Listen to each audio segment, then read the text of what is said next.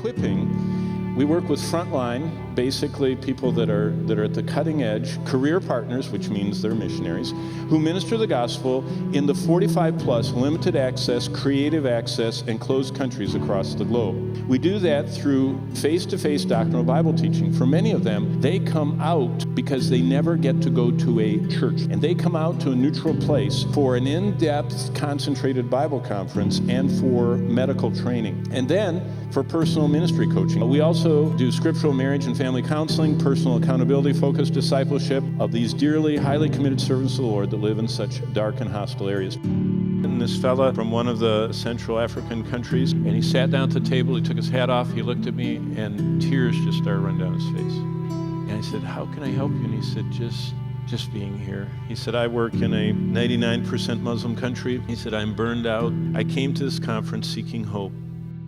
They're living within sight of ISIS and ISIS's atrocities. He said, "I know what they'll do to my wife." And he said, "I'm sure I know that they'll auction my 3 daughters off." He says, "Many times I'll go into surgery," and he said, "I feel the darkness coming down on me." He said, "It's my own fear and my own weakness." And he said, "But the Lord called me here." And he reached into his back pocket and pulled out a little moleskin. And he said, "I collect verses that are preached on." And he said, "You're in my book." He said, "This morning when you were talking about spiritual warfare, it hit me what you were saying, that's something I need to do." And the next time I'm back in my hospital and the blackness comes over me, I pull my little book out of my pocket and I sit there and read it. And he said, every time the darkness lifts and the Lord reassures me He's called me, and that I'm invulnerable till He's through with me, and so is my wife, and so are my daughters, and that He wants us to share the love of Christ in this place. Mobilizing is the other half, is reaching the next generation partners through training centers, and we travel to them across 3 continents, and basically we love to equip the next generation. The next generation is bold and fearless. They go out on the streets, they do street meetings, they preach. Right now, more than 1/3 of all who enroll in these Bible institutes go into full-time career evangelism, missions, and the Lord's work. They are very focused. They love getting their diplomas and serving the Lord.